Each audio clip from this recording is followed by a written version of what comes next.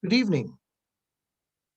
I'm Fred Bologna, and I'm here to welcome you to the Eclectic Collective's newest production, Same as It Ever Wasn't, written by Janice Rock, Nina Solomita, and David Norum. Same as It Ever Wasn't is actually three short plays creatively woven by Janice Rock into one story about the plight of people experiencing homelessness.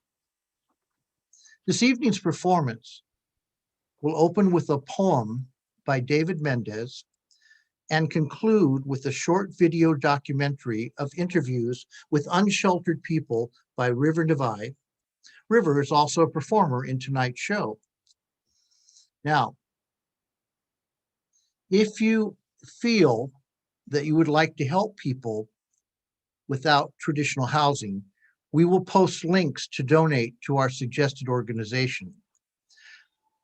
You can donate through Venmo at Agents of Change 831 or choose items to be distributed to folks who need them from the Amazon wish list.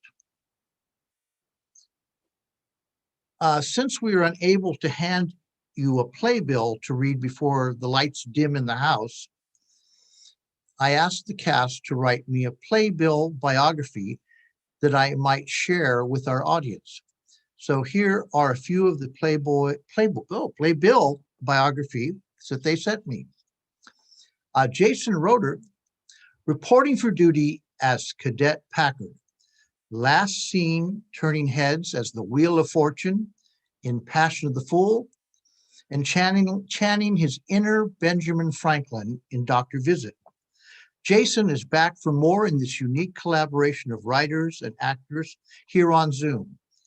He especially thanks Janice Rock, Fred Bologna, and David Norum for the chance to join such a creative group. David Norum is a retired Monterey County Deputy and District Attorney investigator. He is now an actor, musician, composer, and playwright. All of these things cover for his disappointment at never being the center fielder for the Giants. River Nevaeh, actor, musician, director, writer, and teaching artist, founded the MPC dual enrollment Seaside High Dramatic Arts program and teaches theater and cinema at Hartnell College. River has performed with Pac Rep, Western Stage, MPC, and directed with Paraphrase Productions. River hosts open mics and curates live music events designed to give a platform to women and gender diverse performers. River's homeless advocacy began in March of 2020. River and their team, Direct Action Monterey Network, delivered essential supply care packages to encampments of people without traditional shelter. River also joined forces with Agents of Change 831, a Salinas-based group that coordinates events and projects to sharing resources such as clothing, food, and cold weather supplies. River also works with the Salinas Monterey County Homeless Union and advocates for the dignity and autonomy of unsheltered people on a legal and policy level. Jane Press comes from a show business family in New York and Los Angeles. She has been acting on stage since the Kennedy administration, appearing in such roles as Fran in The Day They Shot John Lennon, Patsy in Sideman, Margaret Lord in The Philadelphia Story, Maria Morelli in Lend Me a Tenor, Harriet Gottlieb in Dead Man's Cell Phone, Felissa Dantine in I Hate Hamlet, multiple roles in The Laramie Project, Cookie Gantz in Neil Simon's Rumors, and as her own mother, Della, in 3 critically acclaimed and commercially successful productions of her original play, My Mother's Keeper, in Carmel by the Sea and Los Angeles, California. In spring 2022, Jane will appear in the Central Coast California premiere as Mary in The Testament of Mary by Colm Tóibín for a 5-week run at the Cherry Center for the Performing Arts in Carmel by the Sea.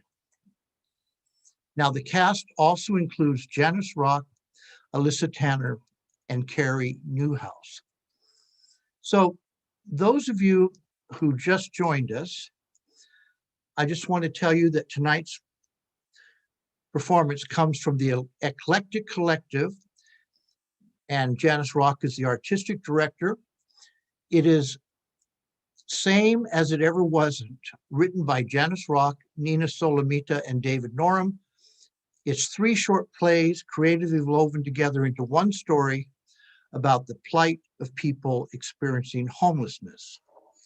You can find on our website here, you can find places that you can donate if you want to help the homeless residents.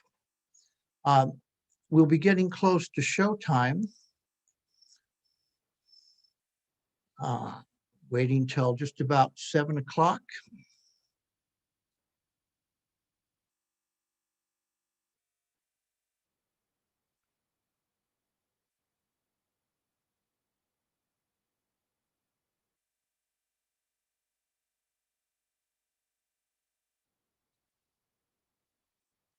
We're waiting for the last of our audience to take their seats,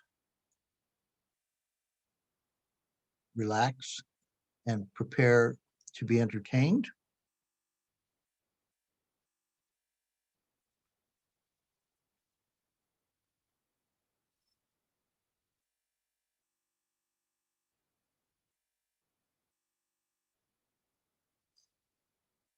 All right, cast. Almost time.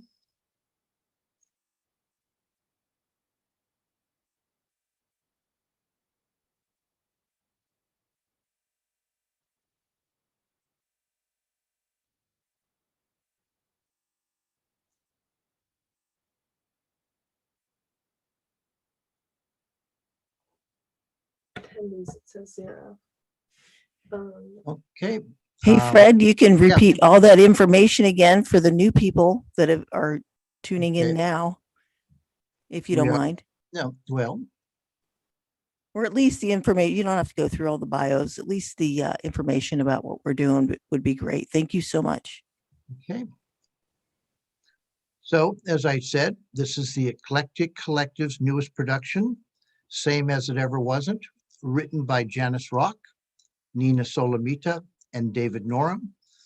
Same as It Ever Wasn't is actually 3 short plays creatively woven by Janice Rock into one story about the plight of people experiencing homelessness. The evening's performance will open with a poem by David Mendez and conclude with a short video documentary of interviews with unsheltered people by River Nevaeh. Now, if you feel like you would like to help people without traditional housing, we are posting links to donate to our suggested organization. You can donate through Venmo at Agent of Change 831 or choose items to be distributed for folks who need them from the Amazon wish list. So tonight's cast includes Jason Roeder, David Norum, Jane Press, River Nevaeh, Janice Rock, and Carey Newhouse. And we are almost at places.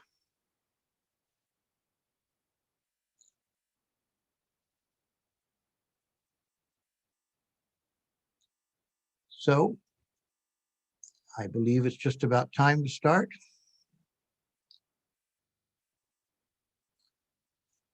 So cast, I believe we are at places. And if our audience members can please dim the house lights, we will begin.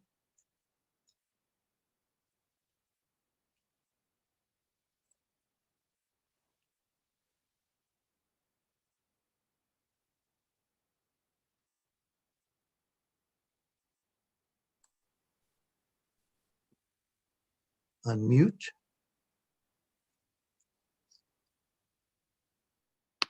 Hi, my name is Davis Mendez, and this is 2009.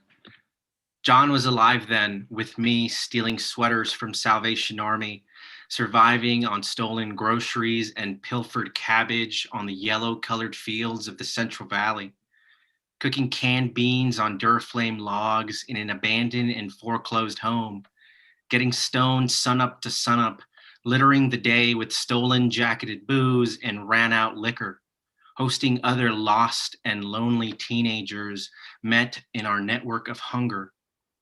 Unknown to the other, but in recognition of each other's hunger, first for substances, second for company, and lastly for food. Back before he died, before the drunk driver tore his body apart, his arms from his chest, his mouth from his heart, his life from mine. Back before I was incarcerated and built up a resentment against him for only sending one letter in those 5 long, lonely years. Back before I woke up in dumpsters on beaches. Back before I schemed a thief into returning my Samsung flip phone. Back before I realized that even as a young, idealistic teenager, the nation was against me, that the nation was against me, and so were you. Back before everyone mentioned in this poem was dead, incarcerated, or insane. We blacked out and woke up separately in separate places. We shared blunts and freaked out according to our own mental health peculiarities. We talked about the ways we would be famous. We didn't end up in that abandoned house without a story. If all was lost, the thing that remained was our stories, their lies and their exaggerations, those concealed truths breaking in the pitch of our voice. Our only truth was fear. For running away is a spirit, one that possessed us like guardian angels. Some of us lived lives better left unthought, unspoken, unlived. We painted self-portraits in fear. That's how we lived out there, defensively, aggressively, walking with our thoughts, sadder than a million dying babies. Same as it ever was. Same as it ever was. Same as it ever was. Same as it ever was.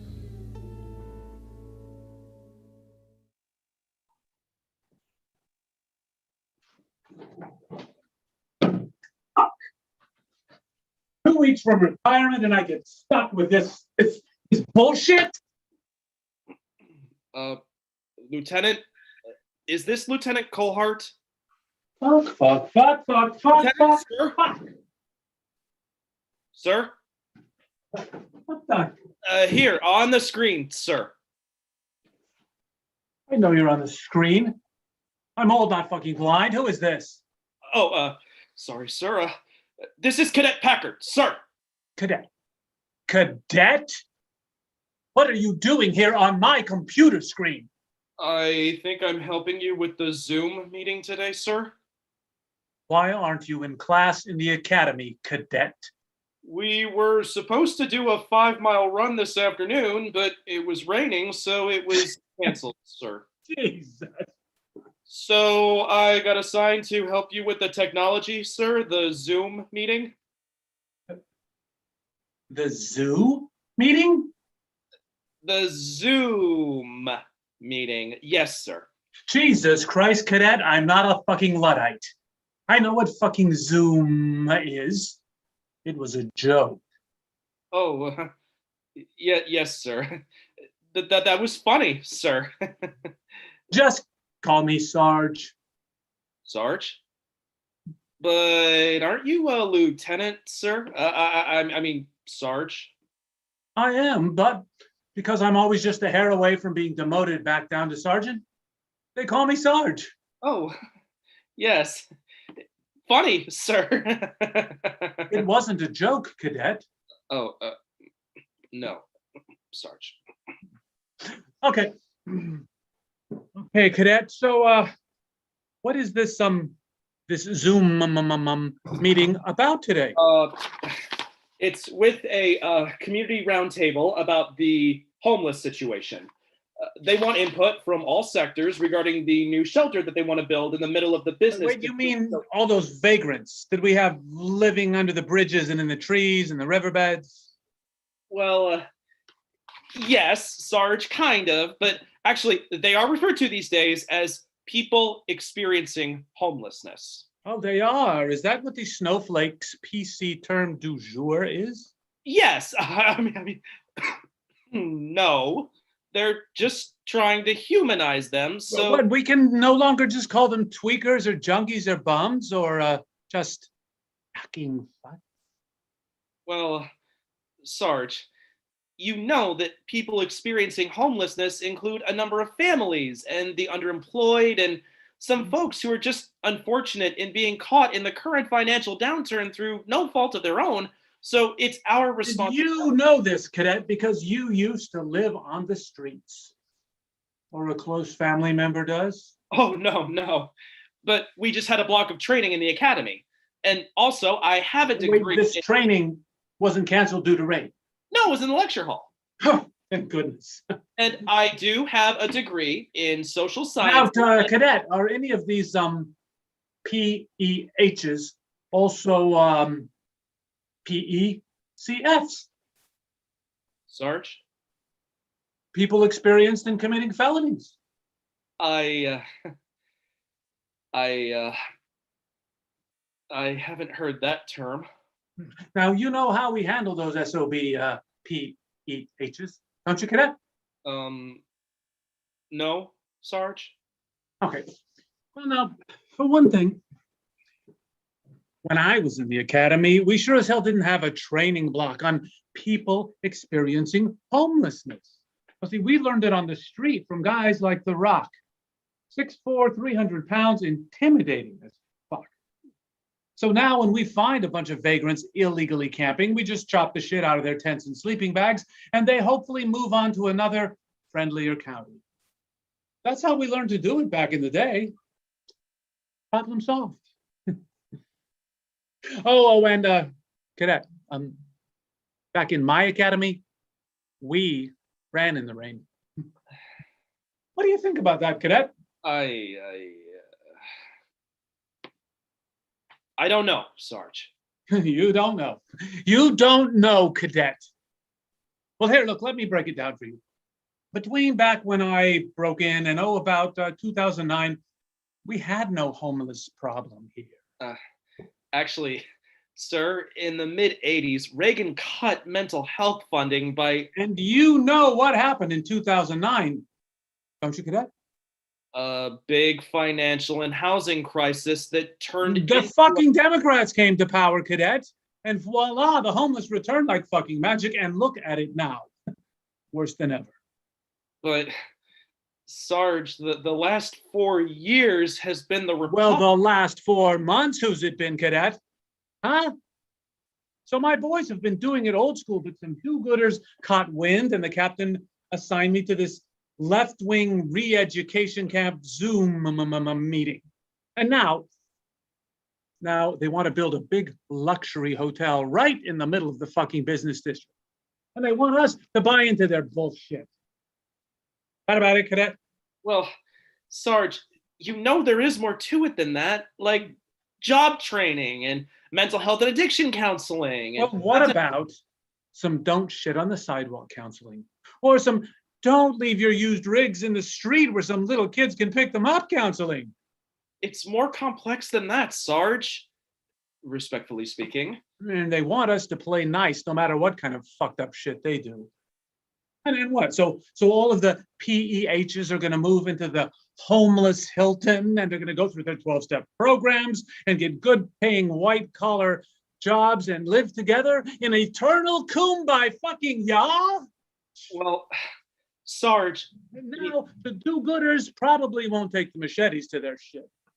In 6 months, when this whole master plan proves itself to be the total goat fuck that it is, you'll be out of the academy by then, and they're going to ask you to help clean up the filthy, disgusting mess and move those people the fuck out.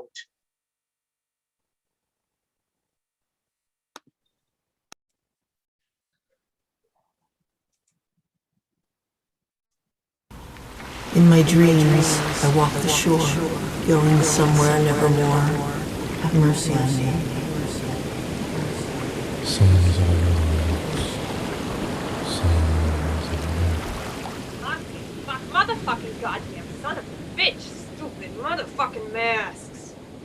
Either we wear them or the cops is just gonna kick us off the beach. Well, why don't all the tourists gotta wear them, huh?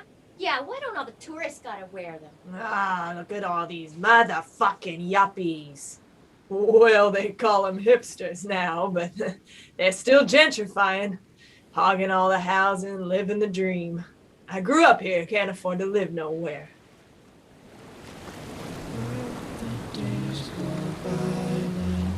Water on me, let the days go by. Water rushing over me.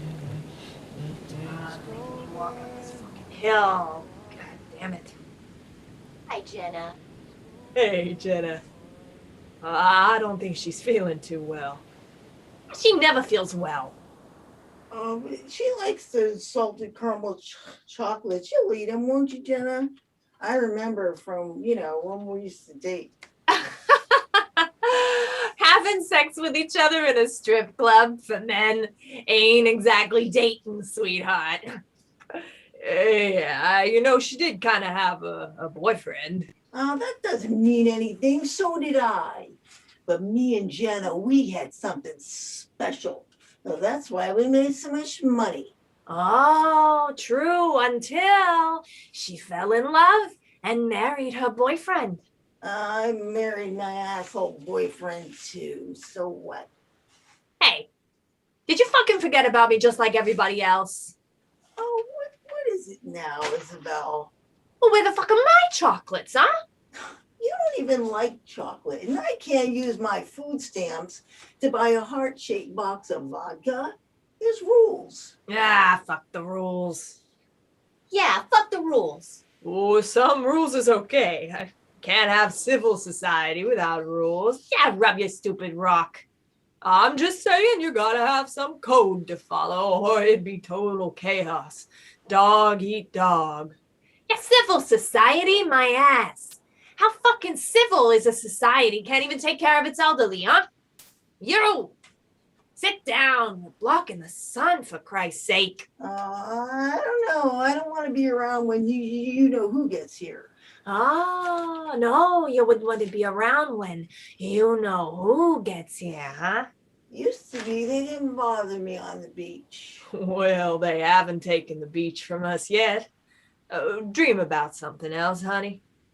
Yeah, dream about something else. I'll play you a song.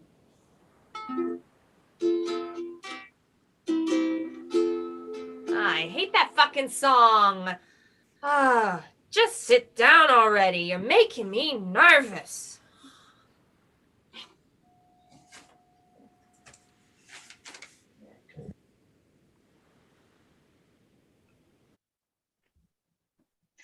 Oh, Joan, I hope you weren't waiting long. No, dear, you're right on time. I just got back from having Roxy trimmed. They were finally open again after shutdown. Well, thank God. It's so annoying. 1 minute it's total lockdown, then it's not, then it is again. And I can't even get in to see my stylist to fix this mess. But of course, I understand that it's necessary, and I always wear my mask now. How are you feeling these days, Joan? Are you still having aches and pains? Actually, yes, but I'm not complaining. It was so close that the doctors thought that they would. Was.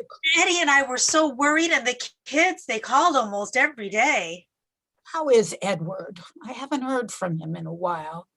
Well, you know how busy he's been, and he's constantly running in and out. We both know my son. He's just like his father was.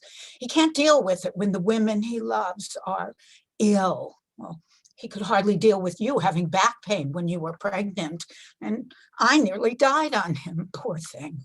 Oh, Joan, he is so happy you're alive.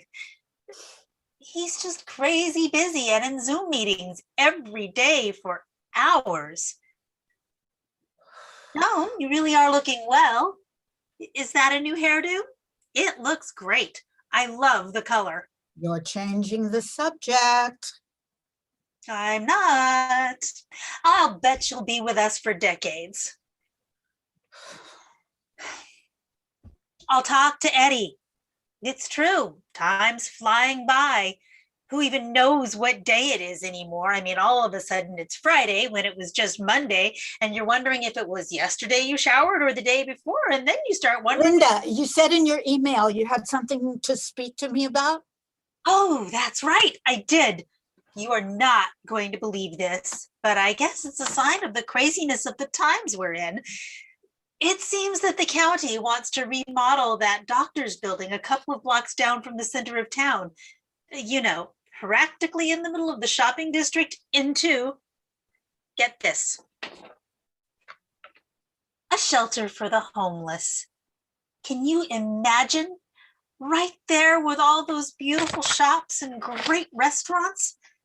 Well, the ones that are still open. I'm sure you'll agree that it would be terrible for business if there were homeless people roaming around the streets. I mean, really, what are they thinking? So I'm circulating a petition to object to this renovation. After you sign it, I would love it if you could circulate it to everyone you know. We need lots of signatures. Don't want them smelling up the neighborhood, huh? I don't think I said that, but actually, no. No, we don't. Do you? Oh, come on now. They do smell. I mean, they hardly bathe. I'm just saying.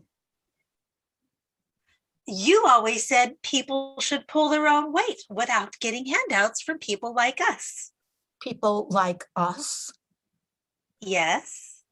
People who have worked hard to get where they are. Where they are, yeah. Sounds like something I'd say. Tell me something. Do you like living in your lovely, safe community, gated to protect you from all those dirty, unattractive, homeless? Oh, for God's sake, Joan, you're talking about me like I'm some kind of, I don't know, some kind of selfish monster.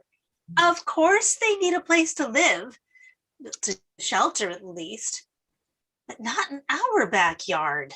Someone else's backyard then? Linda, do you remember how you got into that gated community? Well, yes. You were very generous to use your influence to get us in. Even though? Even though what? Our income was a bit under what they usually. Is that what you want me to say? Yes. Well, I don't think that exactly makes me equal to a homeless person. We worked hard. Eddie worked his ass off in the business. He's one of the hardest workers I know. And we quickly made more than enough to be eligible to. And I worked full time. But you know that. True. But Edward went into his father's already well-established business.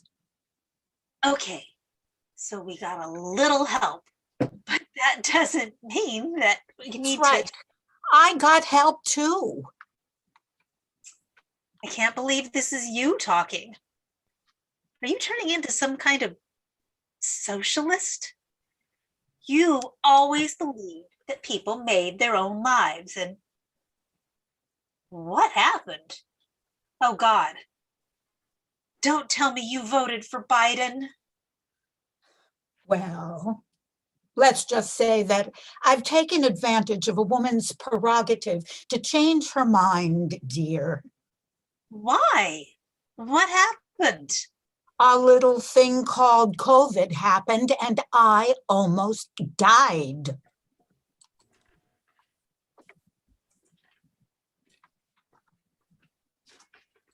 The thing I remember most about Jenna is the way she used to dance. She loved to dance, held her head high, even after all those guys would chew her down.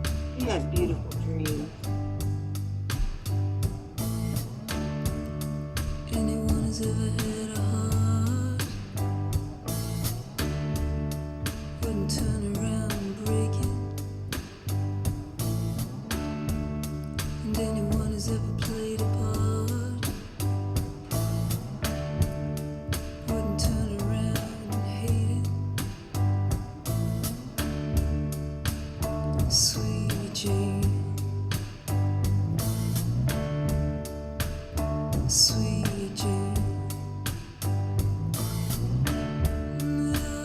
sweet, sweet Jane.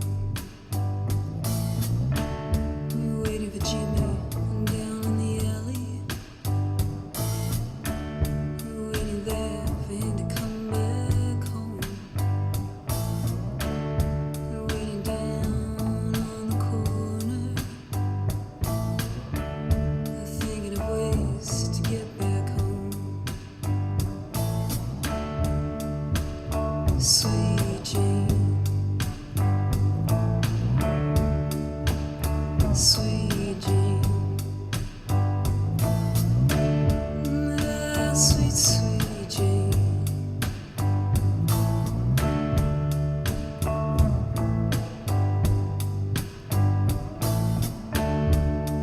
Anyone who's ever had a dream, anyone who's ever played a part, anyone who's ever been lonely, and anyone who's ever split apart. Sweet Jane, sweet Jane, sweet, sweet Jane.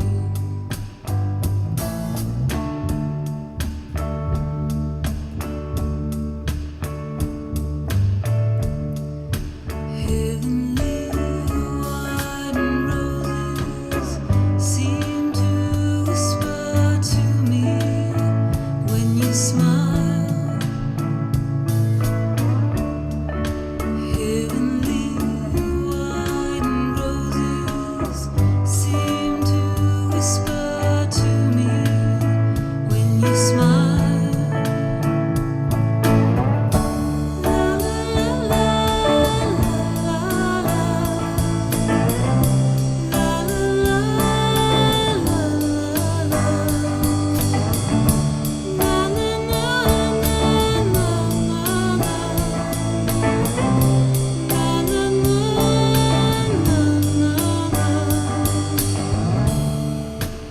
Sweet Jane, sweet, sweet Jane.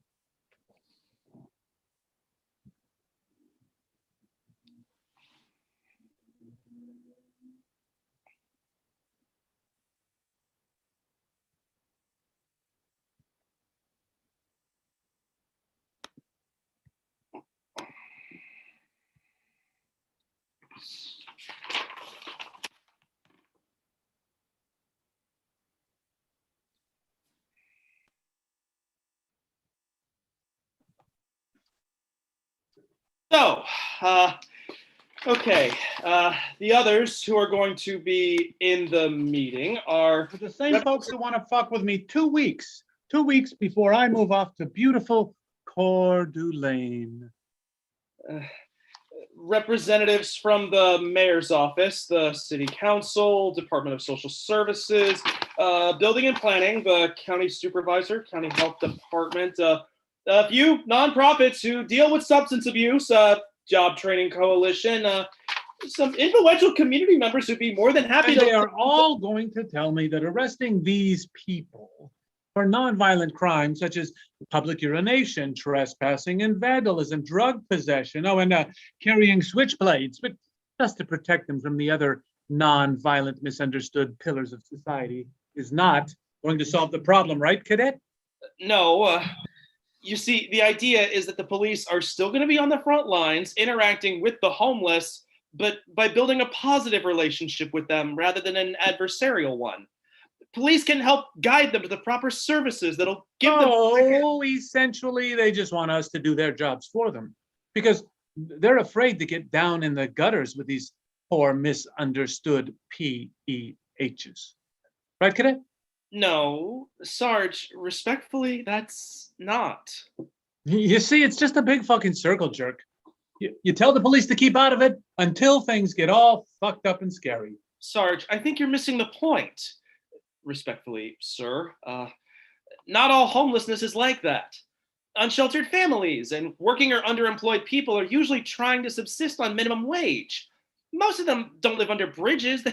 They live in their cars or move from place to place couch surfing with friends or family. Oh, they want us to just put them up in this big hotel together in the middle of town with all of the crazies and the drugged up, violent derelicts. No, you're not listening.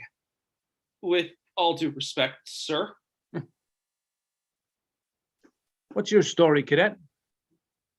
Why the fuck you want to be a cop anyway? Oh, I grew up here on the peninsula and I wanted to find a way to help out my community. I got a degree in social services, social sciences, and cultural anthropology, and then worked my way through college in IT. I like the technology aspect of police work. Cyber forensics are fascinating, and to be honest, if I may, with the kind of reputation law enforcement has been getting lately, I was kind of hoping to be a part of transforming that image into Wow. You know, in my day, guys like me just got out of the service, hoping to do the same sort of thing. You catch bad people, you throw them in jail, you have a little fun doing it. Anything else was just to pass the time, but you, I don't know, cadet. I think maybe you're too nice. You could get taken advantage of very easily. There are some people out there, you know, that are way too fucked up to be helped by social services and cultural anthropology, you know. Well, those are just some of the tools that I would be You remind me of my little sister, cadet. She was a good kid. Yeah. You know, if I had a buck for every time some parent told me that their little Johnny, who shot a 7-Eleven clerk in the face, or their little Susie, who stole a car, drove it drunk, and killed the family, was not a bad person, they just got in with the wrong crowd, I'd be a rich man. Yeah. I mean, but truthfully, my sister, the younger one, she didn't do anything so fucked up as that. She just got in the wrong business, married the wrong asshole, got strung out on dope. I mean, I tried to help her, but she couldn't give this shit up. I mean, what was I supposed to do? I'm not a social worker. Once people hit that point of no return, there is nothing you can do. Thank God. I'm retiring. You go do that modern police reform shit, cadet. That is until the Democrats defund you. I mean, who knows? You and your fancy degrees might be out there living on the streets one day too. I'm sorry about your sister, Sarge. Hey, cadet, don't call me Sarge in front of anyone else. They'll think it's disrespectful and you will catch some serious shit. But I thought you said that everybody... No one calls me Sarge. I was just fucking with you. Oh. You're a nice, smart, gullible kid. Like my kid sister was. You know what? I am not going to be a part of this zoo meeting, cadet. What the fuck are they going to do? Fire me?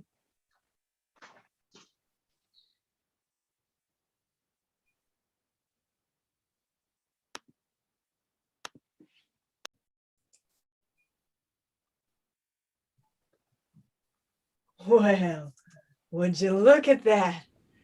Ah, ain't that something? Hey, what something? Right there. It's a phoenix. That's pretty. A fucking speed freaks. I don't see anything but a stone.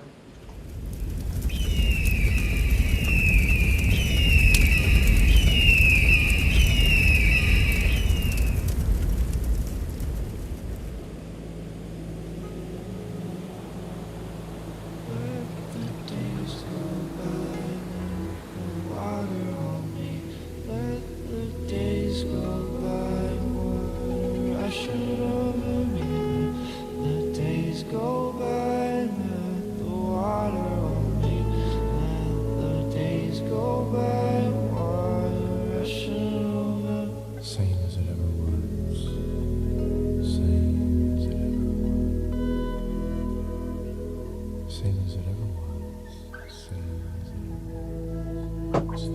did you fall asleep in the middle of your dream? Wake up! Wake up! Wake up! Yep, time to wake up. Oh, who told you you could afford to dream, huh? I don't remember anyone saying she could dream either. You must have heard about the American dream growing up in the US of A. What the fuck are you talking about? Italian Catholic families in the 60s? They only taught girls how to support their husbands. Only boys could have dreams. Oh, that made me so mad. Fuck them and their morals trying to control me. That's why I became a stripper. And especially, oh, fuck those mean old women telling me what I couldn't do. Yep, that's why she became a stripper. That's why. Fuck those nasty old priests and those mean old men who are touching me all the time.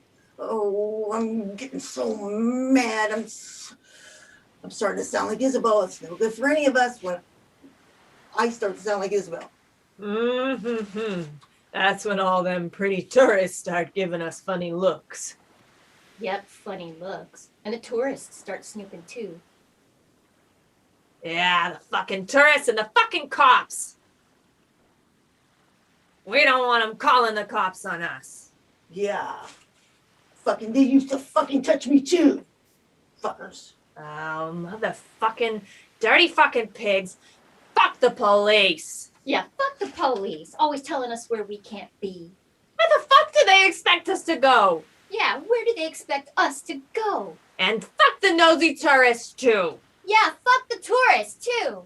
Okay, you guys, you gotta, calm down a little bit here because we don't want to end up in Natividad. Can't bring a bottle in there. No, not in the jail either. That's even worse. Costs the taxpayers more money to shuffle us in and out of either place than it would if they just took care of us with some damn dignity. Think we weren't even human. Ah, goddamn idiot. Conservative, mean-spirited, penny-wise, pound-foolish motherfucking policies. And for what? I ain't got no boots. How the fuck's I'm supposed to pull myself up by the straps, huh? Not logical anyway. What the heck does that even mean? How does someone pull themselves up with bootstraps? Yeah, you know what? They're starting to look. We gotta calm down. Why don't you play a song, Bert? Play your song. Huh? Play a fucking song already. I can play?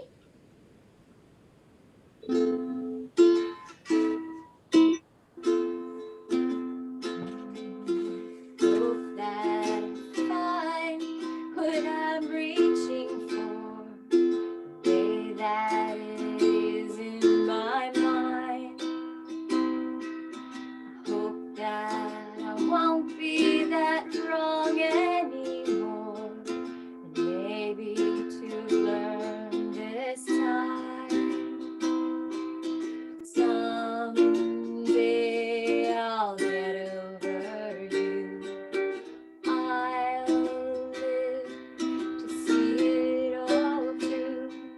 But I'll always miss dreaming my dreams with you.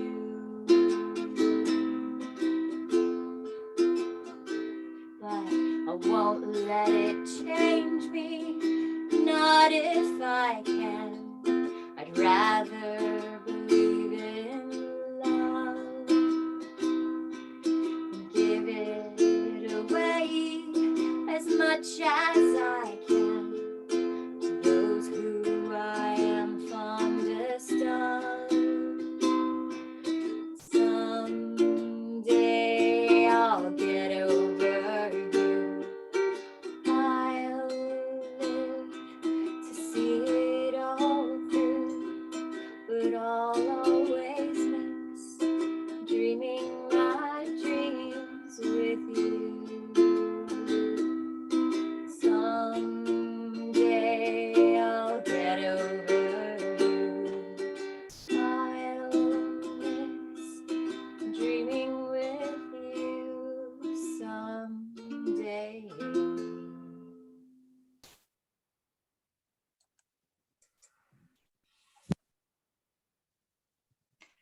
I know having COVID was incredibly hard on you, but you said they treated you well in the hospital. Oh, the medical staff were so kind and attentive, even with all the pressure they were under. Well, they're terrific, of course. Real heroes. Yes.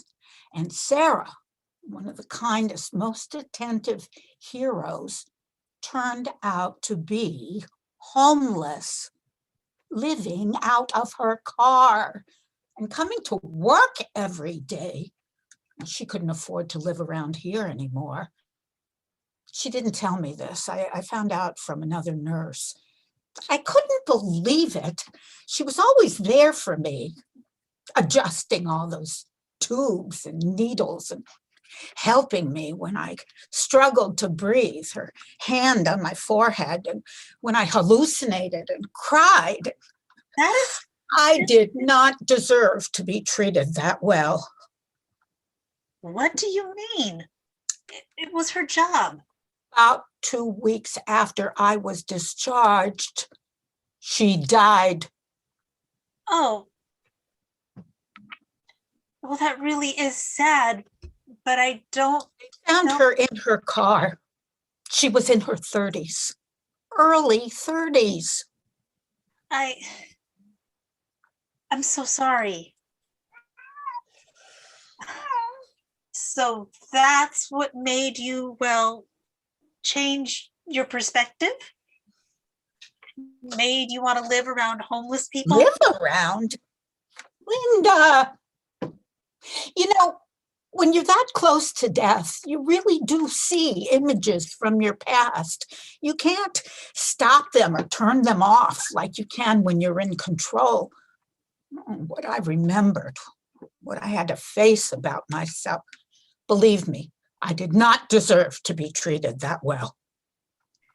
Of course you did, Mom. Of course you deserved it. You're a wonderful person. No, honey, I'm really not. And you hardly ever call me Mom. I don't want you feeling sorry for me, Linda. I don't. I just can't imagine why you would. No, you can't. But I am ashamed. Of what? You know, Mom, Eddie and I, we love you so much. We truly appreciate what you've done for us. You've always been there for us. Really. What could you possibly have done that would make I'm you... not signing your damn petition. Don't ask me again. Listen, I've got to go. I've got to leave. How do you get out of please, here? Don't go. Where's the... Wait, please. Please, Joan, wait.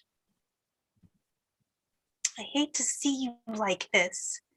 You should be staying calm. That will help you heal. Please, tell me. Tell me whatever it is. It's not the kind of thing you want to hear, honey. Tell me. How delicate do you think I am? I even forgot about it. I erased it from my mind. I never thought about it.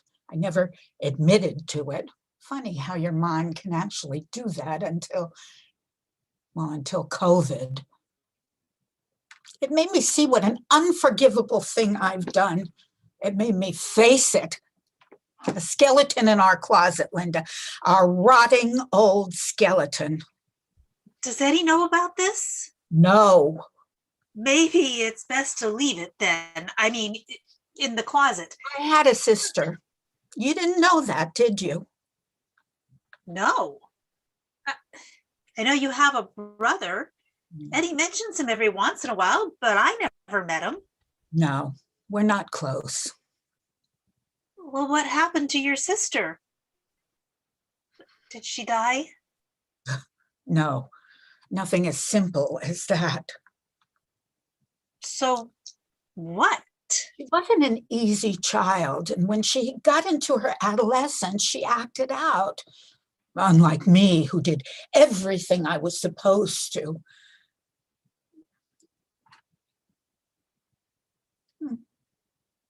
Joan? Joan, are you all right? Can you hear me? Do you want me to call somebody? Joan! What? Where was I? You were talking about your sister, but really, if this is too much for you, we should stop.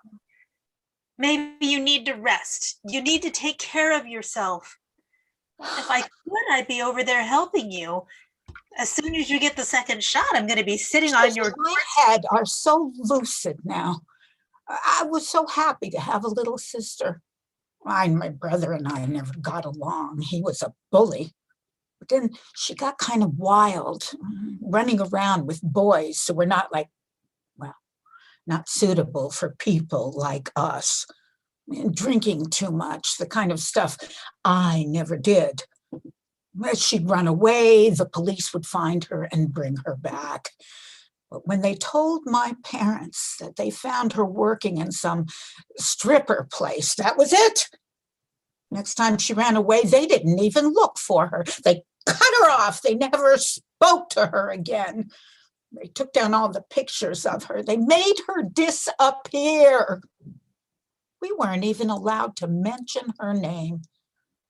You know, every once in a while, I think I've seen her out of the corner of my eye, but then I just look the other way and walk faster. And then I just put it out of my mind.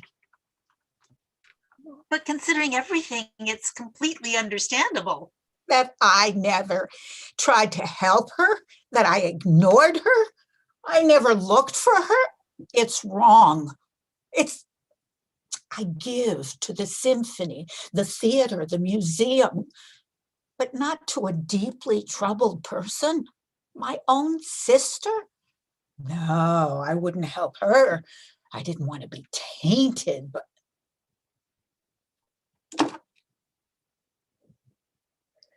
listen, honey, I have to leave now. We'll talk soon, huh?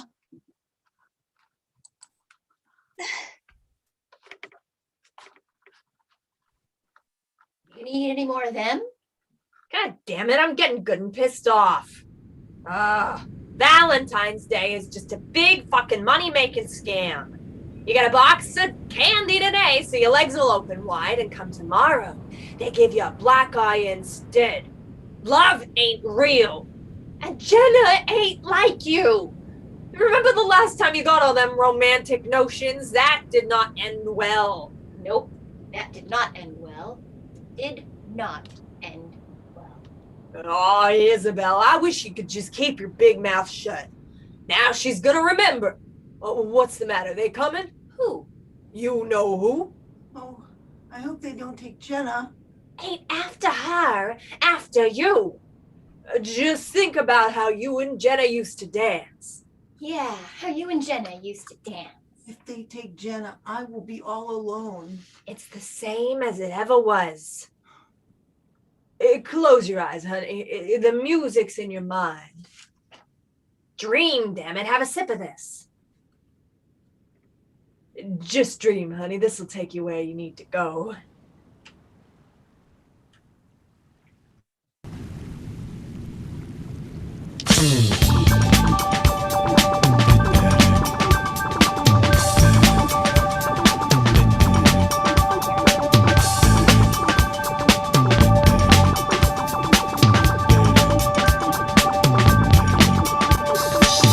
You may find yourself living in a shotgun shack, and you may find yourself in another part of the world, and you may find yourself behind the wheel of a large automobile, and you may find yourself in a beautiful house with a beautiful wife, and you may ask yourself, well, how did I get here? Letting the days go by, let the water hold me down. Letting the days go by, water flowing underground into the blue again. After the money's gone, once in a lifetime, water flowing underground. And you may ask yourself, how do I work this? And you may ask yourself, where is that large automobile? And you may tell yourself,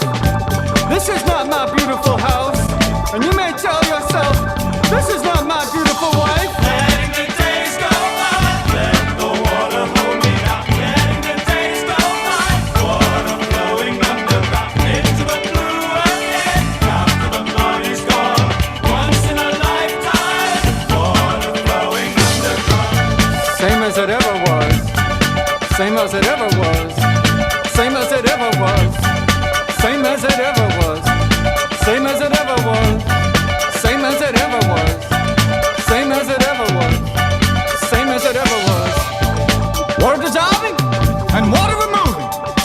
There is water at the bottom of the ocean. Under the water, carry the water. Remove the water at the bottom of the ocean. Water dissolving and water removing. Letting the days go by, let the water hold me down. Letting the days go by, water flowing underground into the blue again, into the silent water, under the rocks and stones. There is water underground. Letting the days go by, let the water hold me down. Letting the days go by, water flowing underground into the blue again, after the body's gone. Once in a lifetime, water flowing underground. You may ask yourself, what is that beautiful house? You may ask yourself, where does that highway go to?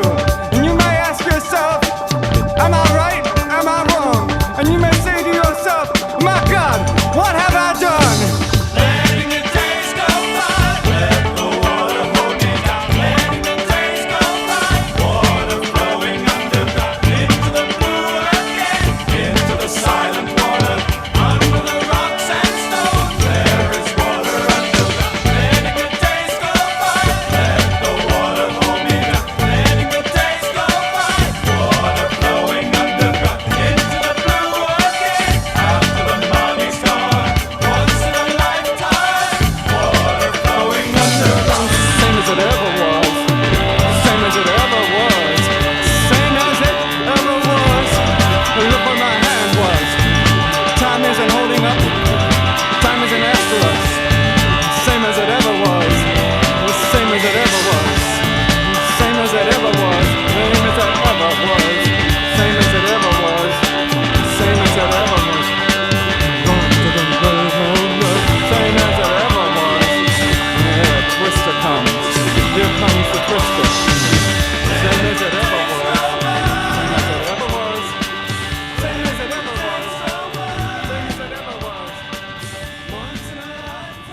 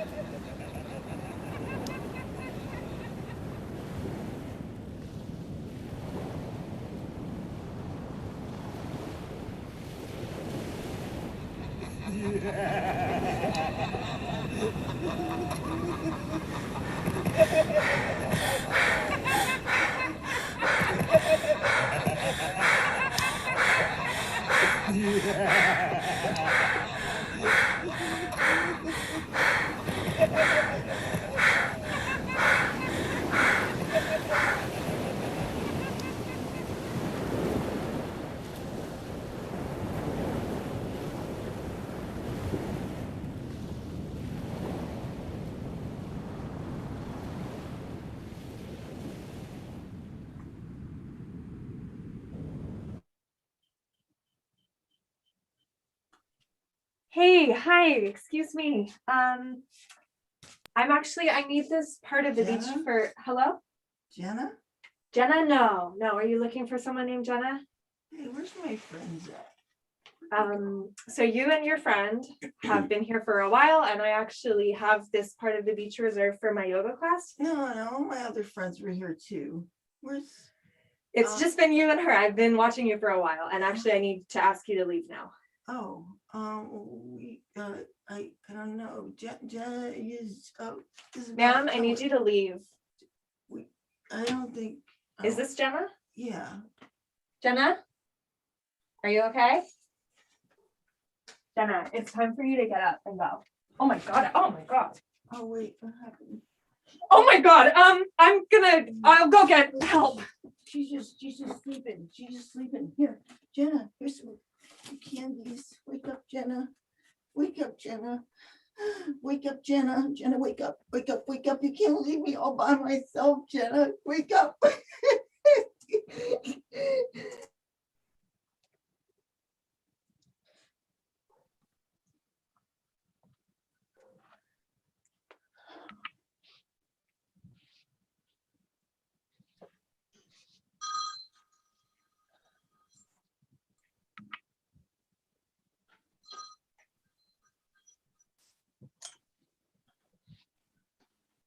Tony? Is that you? Yes, it's me. Can you hear me? I'm old. I'm not fucking deaf. Yet. Surprised you want to talk to me. What's up? I've been thinking about Jenna. Yeah? Me too. Well, do you think she's still? Alive? I saw her the other day just walking down the street, stumbling. I want to find her. Yeah. Me too.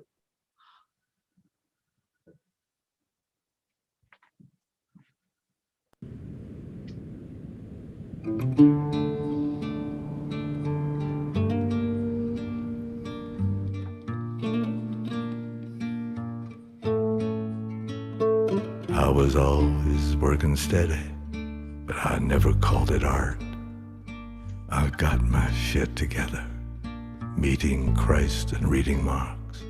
It failed my little fire, but it spread the dying spark. Go tell the young Messiah what happens to the heart.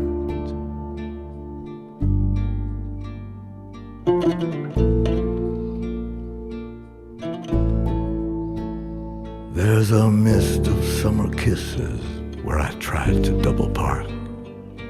The rivalry was vicious, the women were in charge. It was nothing, it was business, but it left an ugly mark. I've come here to revisit what happens to the heart.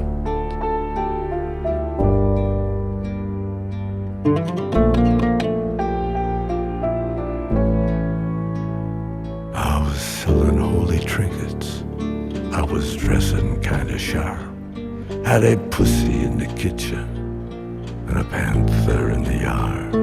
In the prison of the gifted, I was friendly with the guards, so I never had to witness what happens to the heart.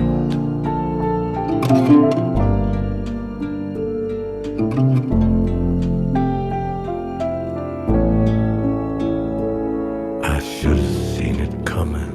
After all, I knew the chart. Just to look at her was trouble. It was trouble from the start. Sure, we played a stunning couple, but I never liked the part.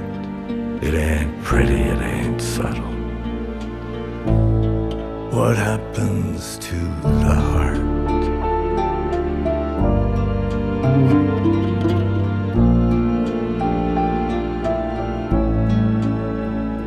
Now the angel's got a fiddle, the devil's got a harp. Every soul is like a minnow, every mind is like a shark. Me, I've broken every window, but the house is dark. I care but very little. What happens to the heart?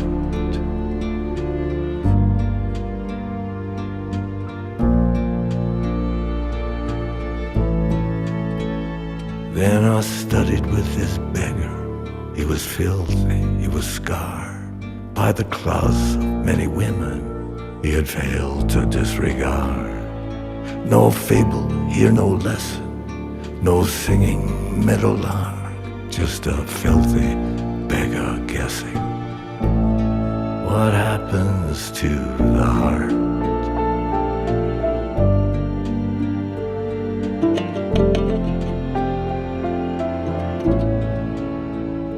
I was always working steady, but I never called it art.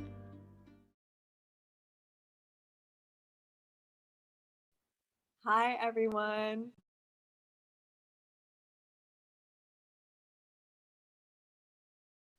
Hi. So my name is River Novai, and I am so pleased to be here in the one and only Eclectic Collective studio, Green Screens, here. And I just really want to thank you, everyone, for attending, whether you be on Facebook, YouTube, or Zoom.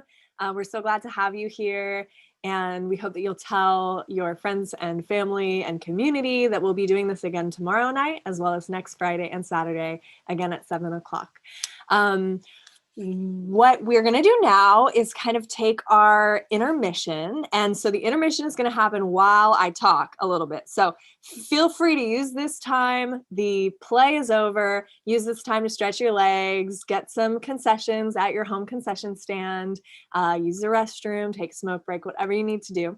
And what we're going to have next is a screening, a premiere of a short documentary. It's about 21 minutes that I have created with the help of other members of the Salinas Homeless Union. So to give you a little bit of context, I suppose, this documentary is created from footage that's been taken starting in March or so of 2019 of what we call colloquially the homeless sweeps, of encampments of unhoused people throughout Salinas. If you are from Monterey County or you live in Monterey County, you may understand that there are homeless people or people who are living without traditional housing, whether that be in hotels and motels, in their vehicles, in tents, or even with no shelter at all over the county. But in Salinas is often where most people are directed to go, or many people who are unsheltered, unhoused in Salinas are from Salinas, born and raised, as you'll see some of the people in this documentary.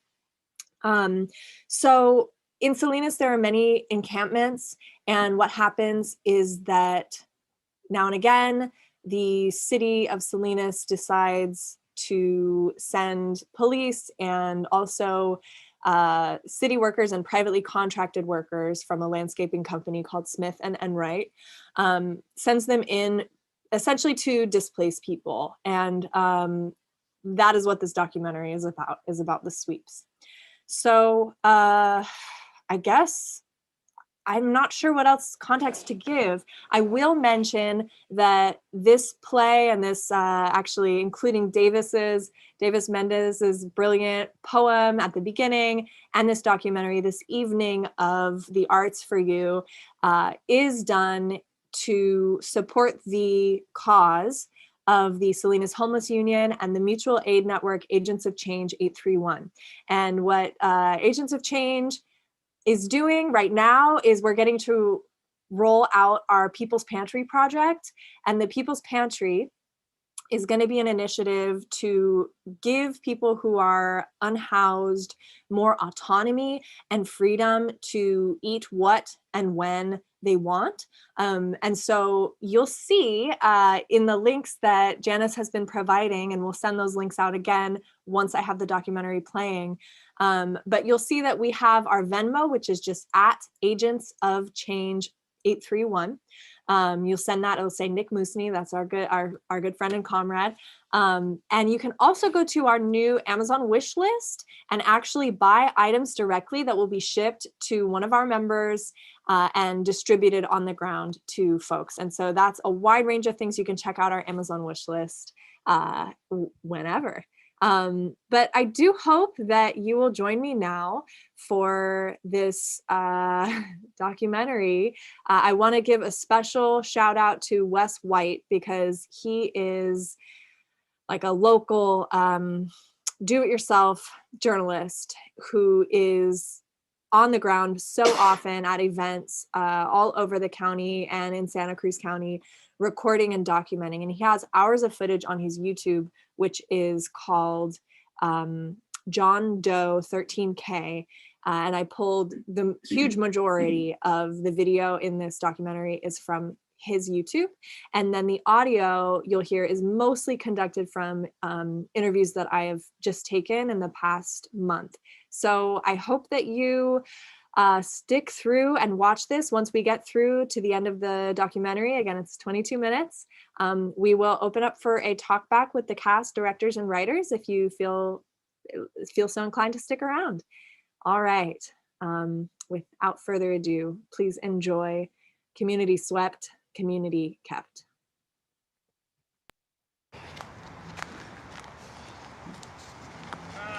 Hi. Where do you live? Right here. Here's my ID. That one? No need for that right now, but you need to tear it down. Why do we need to tear it down? Because you're in violation of several city code violations. Okay. One is loitering in the park after dark. The other one is setting up camp at a park, which there are several freaking signs out here saying no overnight camping. Okay, so can the city provide people with a safe, dry place to There's a warming sleep? shelter right there. It will not fit all of us in there. Okay, well that's what I'm just telling you. So- Have you attempted getting a job? Oh my God! Really, you guys really going there? No, I'm not going there. You're asking me. Well, to because provide I'm saying something. it has more to do with trying to get Okay, a job well, and stuff that's like what we that. offered you. People leave their homes, the tents, and people take their stuff. Okay. So well, yeah. You know, I can't. But- I can't solve but all I'm of saying everybody's problems. We're not asking you to solve. We're not asking you to solve it. All we're saying is. Yeah, you are. You are. No, I'm not asking you to solve my problem. I can't even solve my problem. How are you going to solve my problem? You're asking where everybody's supposed to go. I don't know that, ma'am. Okay, All so I'm then how told- could you ask people to leave? So it's like this. The members of the community have spoken. You're in a public park, right? You get this? Protect and serve. You're a police officer, right? Yeah. Protect and serve Exactly. the community, the Yeah. whole community.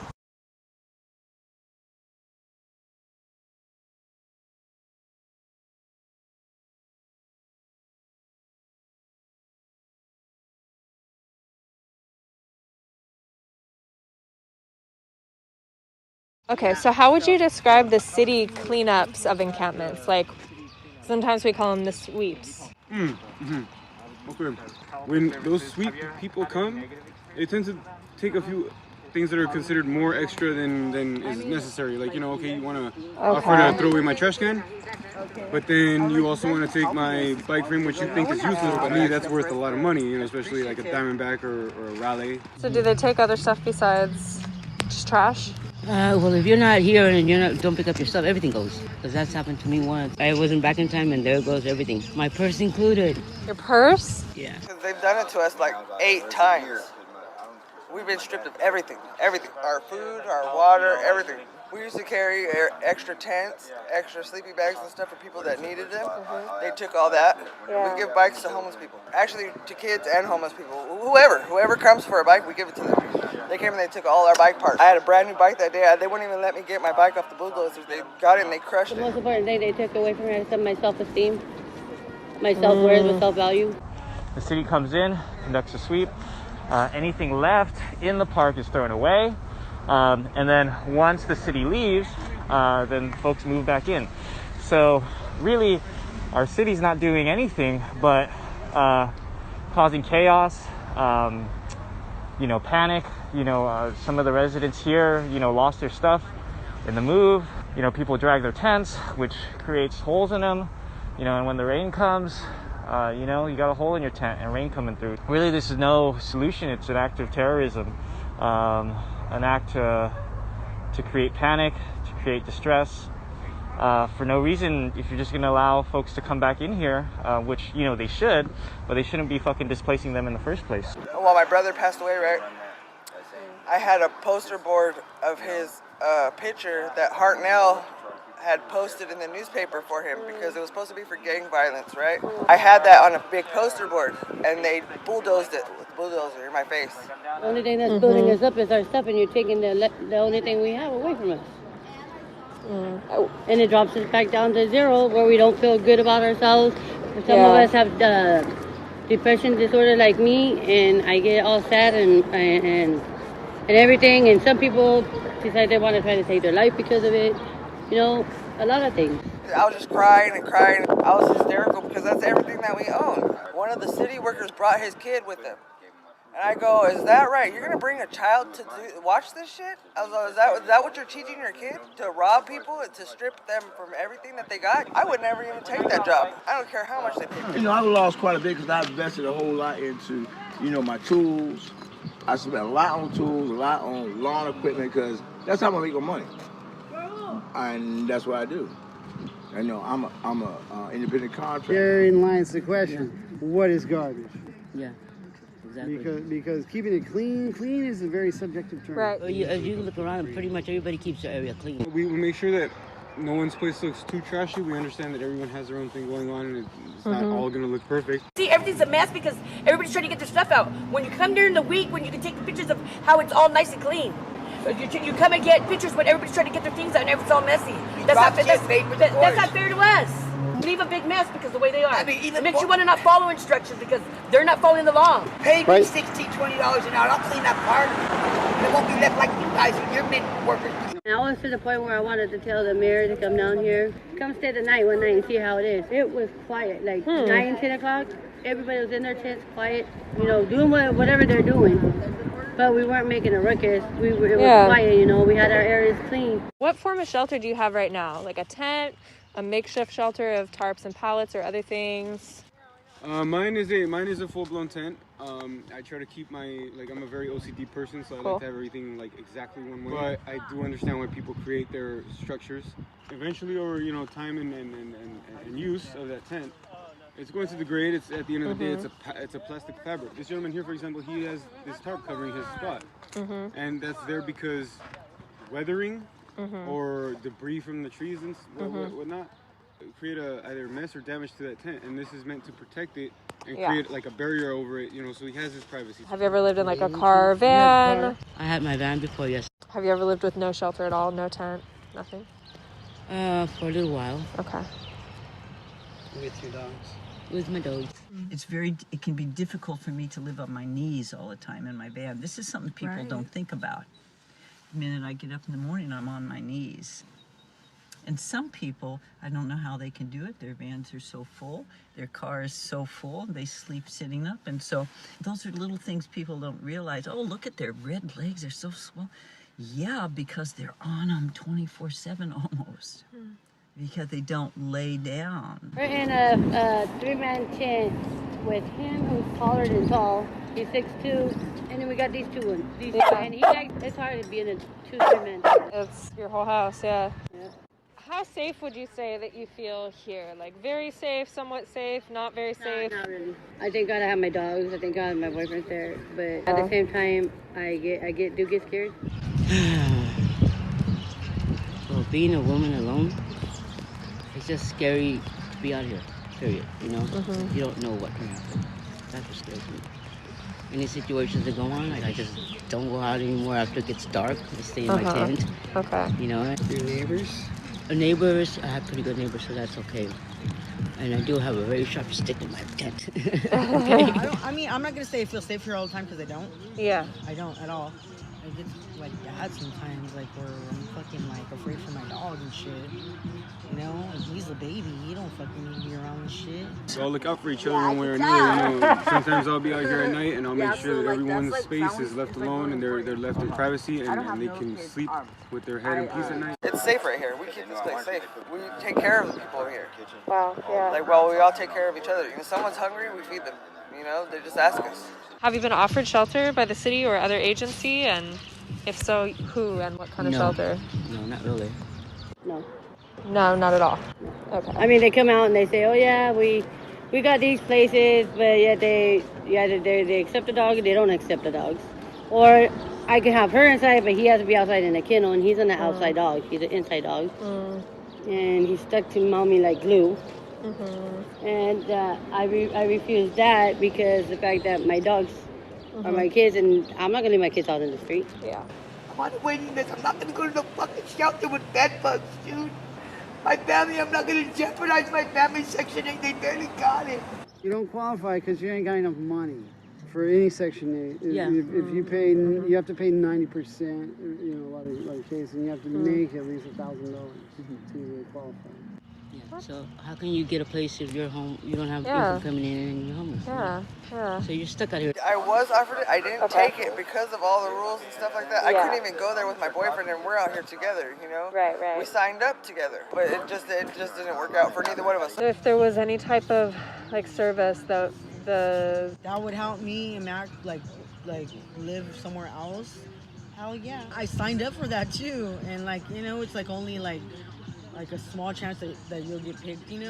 I do try to do the housing stuff. I don't want to live here, and I wish something would happen soon because I deserve better. You know what I mean? But it's hard to do stuff when you have to do it on your own. One of the factors that deters people away in the long run is essentially some people do get help. Maybe 1 out of 2 of them, they follow the whole line of the process. That's cool. It's cool. We all want housing and everything. Yeah. But at the end of the day, if the rest of us out here, we apply just as much effort and we're not seeing those same results. And then, you know, the city wants to look at us like, oh, we're just people who aren't trying to do anything with our lives, or you know, like we're not worth the same amount of time, care, or effort we are. Yeah. It's just when we try to apply ourselves, we didn't get the results that, you know, were expected. Taking care of yourself physically, washing your body, going to the bathroom, it's very challenging on the road. Or living on the streets. On the streets hard. I can't imagine living on the streets. You know, living in your van is enough. I used to do my laundry at my mom's. Like she would come Okay. and take relief once a week to her house, but Yeah. because of the COVID, Yeah. she's high risk and stuff, and I'm high risk Oh, and everything. yeah, And it sucks because I used to take my showers there. I used Yeah. to wash my clothes there, and I haven't been able to go in more than a year, like a year and something now. And medical services, and then there's mental health counseling. Yes, because there's a lot of us out here. Mental health services, yeah, we need, because how the gentleman right here, this one likes to start fires. The voices in his head, they tell him to start fires. Oh, and yeah, he says he has yeah. PTSD. Yeah, It's yeah. hard. My last question is, if you want to answer, what factors do you feel have led for you to experience homelessness? The death of my son. The death of your son. Were you working before, or you were living with? See, actually, I took care of him because he wasn't able to get around anymore. So I took care of him, and I got paid for taking care of him. And when he passed away, well, everything went, and I lost my home. You know, circumstances that happened. Thank you for sharing. We got a 30-day notice, and I was trying to help my family move more so than I was looking out for me, and I lied to her, and I told her, she asked me if I had a spot to stay, and I told her, yeah, I got it. They even gave me a bottle of wine. And that first day I was out here, dude, I lost it. Yeah. At one point I had 3 jobs. I was even going to college. You can't do college, maintain 2 jobs, and move up to 3 jobs. You're gonna end up letting one of those go, and I chose to take care of them before anything else. I'll keep it real, I was probably doing, you know, some other substance. And my heavy alcoholism 2 years prior to me ever ending up out here. But at the end of the day, I would always put paying my rent, paying a bill over, you know, if I can't have this, it is what it is. I wasn't doing nothing so crazy that I feel I should have ended up out here like that. Yeah. And I don't feel that I'm such a bad person to this day that I deserve to stay out here, you know? I'm only here because, honestly, because my sister's husband tried to rape me when I was sleeping, and I was living with them. Like, I don't want everybody to assume that everybody that lives here does drugs, because they don't. So you go and you put everything in storage, and then you're looking for another place, and there you are, right? And then it doesn't happen. You try to, you do your best to find a place, but then you don't, because the prices outside are just like off the charts. That's how it happens. One of the ways it happens. So many people that are homeless are looking for work. Yeah. But they can't get work because they don't have an address. You know? And they try so hard. They're out every day. I'm a goal person. Like, Yeah. I had a place to live, and I was the one that was mostly paying the rent because I had 2 jobs. I'm not lazy, that's for damn sure. Yeah. I'd much rather be at work than be at the stupid park. I've been looking for a job lately. I'm gonna admit, like, I didn't for a while because I fucking was messed up in the head. I'm long done with the break. You know, so, like, I've been getting, like, phone calls back, but it's just, like, I can't leave Mac overnight by himself, and people really want people that are gonna, like, be able to work whenever. We're all more than willing to work. Like, every single one of us. We'll clean the parking lots, we'll pick up all the trash, we'll do this, we'll take out everything. Yeah, go out and get a job. You're young enough to get a job. What's the matter with you? You know, you're not like the drug. Yeah, but they make it impossible to go do anything because they come and take your things. ¿Qué más necesitan? Como cobijas, guantes, ¿qué más necesitan para vivir aquí? Trabajo. The thing is, the city should try to build us up, not tear us down. Yeah. And all they're doing is tearing us down. Like my family says, we're only 1 check away from being homeless. The divisiveness has infested. Divide. Well, divided we fall. Only united can we stand. Being on the road for me, I call it just being on the road. Homeless is such the word. You know, we gotta find some other word. It just doesn't fit. It's very rough and can be very mentally hard, emotionally, physically. It is a constant. And you do get weary. I get weary many times. worry to where I just stand and cry, just stand there and just, because I get wearied. Every moment it's a challenge because you begin to put yourself into the unknown. You know you're definitely in the unknown 24/7. And that's where everybody's trying to get to anyhow, really, because that's the only place we're going to find ourselves. I can't say I'm not the average, quote, homeless person, but because there isn't any average ones. There's as many people and reasons for being on the street as there are for people that aren't. I want city staff to know that we as displaced individuals, we all want change out here. We all want change out here, but sometimes it's what the city wants and what we want, and then it's what the city doesn't do and what we try to do. Council should come out and get to know people. Exactly. Sit down and talk to us. Sit down and have a date with us and be like, okay, talk to us, ask us questions, find out who we are. Don't just put us all, stereotype us. There are literally 2 architects staying out here on the streets that I met that Wow. can actually show me their credentials and Yeah, that can yeah. build their own structure. They know how. And, Okay, yeah. and they're really creative. I think that the city should be more precise in mentioning, hey, okay, you can't have a structure out here the way you want it exactly, but if it looks clean and they don't pose any chance of bodily harm or damage to ourselves or anyone around us, then I feel that they should be perfectly fine. We as a city should be unique in that, and then by all means, go ahead. Everybody at Sherrod Park, you see, are working together. People here are trying to get their lives together. We're not just doing nothing. People are trying to work together to make a change. The fucking system ain't helping us. The city ain't helping us. Nope. The social workers, They're helping to hurt. resources On don't purpose. help us. I know we're under stress, we're under tension, all of us are, but we can't. We gotta stick together. The day before yesterday, I wanted to cook for everybody. And when we cooked to a blessing, everybody just started giving me stuff I didn't ask. Some person gave me a can of beans, another one tomato, another one onions, another one tortillas. Cooked 20 people the day before yesterday, and it felt so fucking good in my heart because nobody was no fight. I made sure you got a plate whatever all of us ate. If you can see the benefits of your efforts, it'll make you want to do more, I believe. Everybody bought into it, and I believe they will. It's gonna make a whole lot of difference. It really will. Because we all inspire each other. Say hey. Hey. Anyway. And I'm tired of being depressed about all this. So this is what I'm gonna do today when we go back. We're gonna barbecue for everybody at the barbecue. And that's what we're gonna do. I'm telling everybody. I'll start getting stuff together, see what I can get, salad, meat, whatever. Community is a broader picture of family. You understand what I'm saying? Because, exactly. Because once you understand family and why God gives us family, then you start understanding all of us are family anyway. If you look at it, if you really look at it and understand it, we all are family anyway. We just haven't seen that yet. God forbid, in the near or furthest future, something like this ever happens to any of you or your loved ones. Boy, I was born and raised out here 2 blocks that way. You know what I'm saying? You ever need anything, I'll help you. Holler at me, I'll help you. If you ever end up in a situation like that, come to me, I'll help you. You know what I'm saying? That's all I had to say.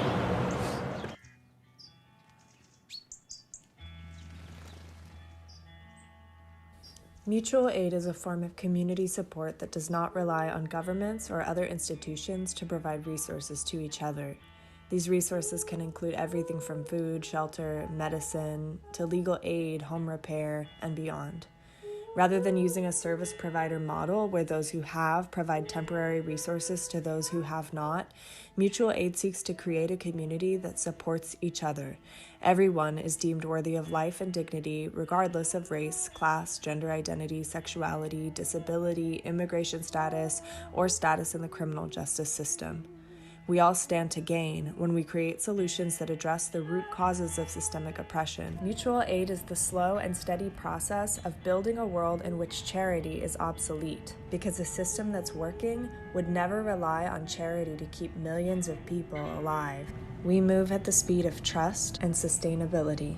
And by forming strong bonds through a voluntary pooling of resources and skill sharing, and a mutual desire to see each other thrive, we can adapt to the ever-changing circumstances of late-stage capitalism and build a network of community support that will outlast it. Creating a culture and practice of mutual aid benefits us all deeply because it allows us to trust that we will be taken care of if and when our circumstances change and we could use a helping hand. None of us is immune to needing support at some time in our lives. But the good news is that by building community, centering joy and humanity, and creating something far greater as a whole than any of us could as individuals, we take steps each day towards growth, healing, and change collectively. What are you waiting for? All together now, when I am happy, it is good for the heart.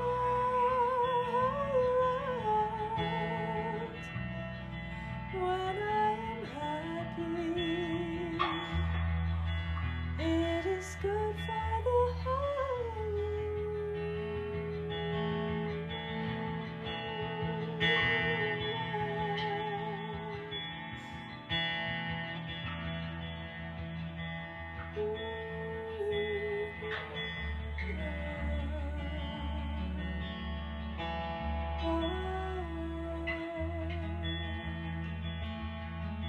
When I am happy,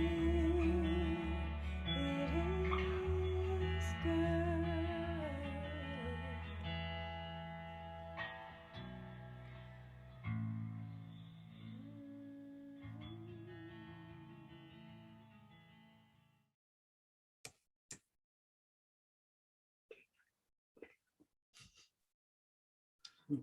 Thank you all. So that was our show. Janice? Do we have any? I don't know if we have any attendees left. I can't see. Well, we didn't have too many in the Zoom today. Yeah, no, we don't, but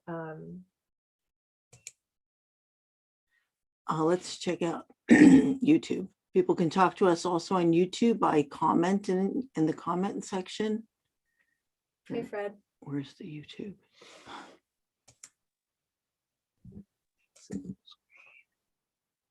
to find YouTube. Fred, you got any words for us? No, it was amazing watching the video for the first time, because I do see those sweeps in Seaside a lot when I drive through.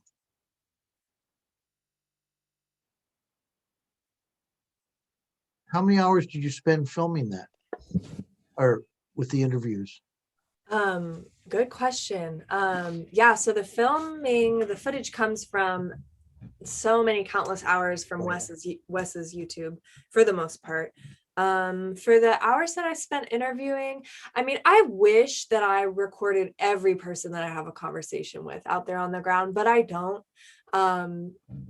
You know, it's like you have to have built relationships with people and have them trust you, and you know, but that's just like a tiny sampling of the stories that you hear. If you want to go out and meet people who live outside, it's like, I really encourage anybody to do so, and to do so respectfully, and maybe to go with another person that, you know, is comfortable starting conversations and things like that. Maybe just bring one thing we always do is we bring hot coffee and like donuts or like pan dulce from the panaderias and stuff, or apples, bananas, fruit, stuff like that.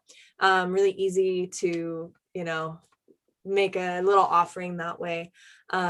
So the real hours into this is the editing. I'm not sure, but I would say, you know, but dozens of hours for sure, dozens and dozens of hours that I spent.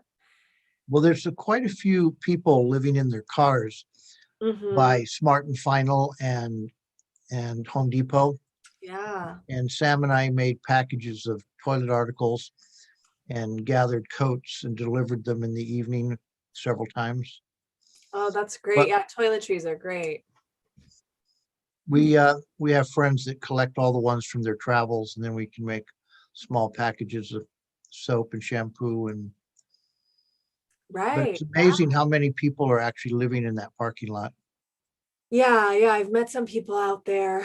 And Smart and Final, sometimes they don't do it, but oftentimes they chain their dumpster. I've witnessed them bringing out like gallons of milk that they were not going to sell, and they throw them in the dumpster, and then they padlock it.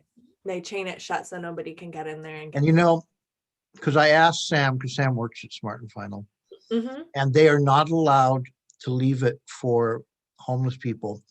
I guess there's some legal problem that if they eat it and get sick, that Right. Smart and Final is liable. Mhm. But I Yeah. watch a lot of food gets thrown away. Yeah. So much food. So much But it food. would be, the pantry idea is so much safer that you had at the end of your documentary. Oh yeah. So that's gonna be it's interesting. You saw in a lot of our pictures that we had also, just to invite the rest of the cast and everybody to turn your cameras on and say hello. I don't know if we Yeah, everybody come on in, and we had some comments actually on the YouTube page. So Jerome Norum says provocative. A friend of mine, he calls himself S Clever. I won't tell his real name, gave us his nice clappy hands. Demi Seva, I don't have my glasses, Demi. Demi says that was very powerful, and she did not see the connection coming at the end. She loved the music. And thank you, Demi. You're very generous with comments. We appreciate it. Very sweet. Thank you. Text message from Pat in Fresno. Beautifully done. Thank you, Pat. Well, Carrie Collier, excellent local actor, says, so good, you guys. Awesome writing. Nina, amazing. Nina, awesome writing, Nina. Amazing video editing. And what a treat to see Jane on camera. Renee and I really love the end sequence, dream sequence. Great effects. Now, do we have any actual participants still on? Not on Zoom. I'm reading this stuff off of the YouTube comment page. Yeah. So everybody go out and do some good promoting tomorrow. Like, you can just send it to people in messages, because I think what's sometimes is confusing to people about the links. Yeah. So what I would just do is say, hey, I'm gonna play, it's playing tomorrow night and then again next weekend. Here are the two different links. This one is YouTube, this one is Zoom. I can like Facebook message them to all of you, so that you could forward the Facebook message, and also an email. You just have to make it very explicitly clear. And if you're watching this on YouTube, you can also do the same thing and send it to your friends and say, hey, I watched this play tonight. Yeah. Yeah. Well, any questions for anyone, or we can? YouTube can't ask questions, right? They can in the comment section. Okay. But there's nobody left on Zoom to ask a live question. No. Who's left here? Let's see. I'm still here, but you turned off my camera, I guess. Oh, you guys, you can remind me. Yeah, and you didn't turn Jane's back on either, if she's still there. I David? don't think Jane is still here. Is she? There she is, yeah. Oh. But she didn't. How are you feeling, Mr. David? I survived. Thank you. Good. I'm feeling better. I'm feeling better than I did at 6:30. So good. And is Nina still here? Nina. I don't think she is. Where is Nina? It was a great film, River. I really thought it was terrific. Really well done. Thank you. Yeah, I feel like it's just the start of a much bigger project, and I could spend another few dozen hours on it, if not more. So Yeah, hopefully this is hundreds. just It'll be hundreds. the first of a series, or something else as a Yeah. more of a project. Yeah, Good, keep it up because it's necessary. thank you. What about Does Davis want to turn his camera on? I asked him to, and I asked Jane to, but maybe they don't want to. Yeah. Okay. Cast party. Hey. Davis. Hey, Hey, Nice it's- poem. great job. Great job, everyone. Especially that documentary. Documentary was so good. Way to go, Thank River. you. Thank you. You too. Your poem was awesome. Mhm. Yeah, so I'm gonna stop the YouTube live and we can talk amongst Thanks, ourselves. everyone.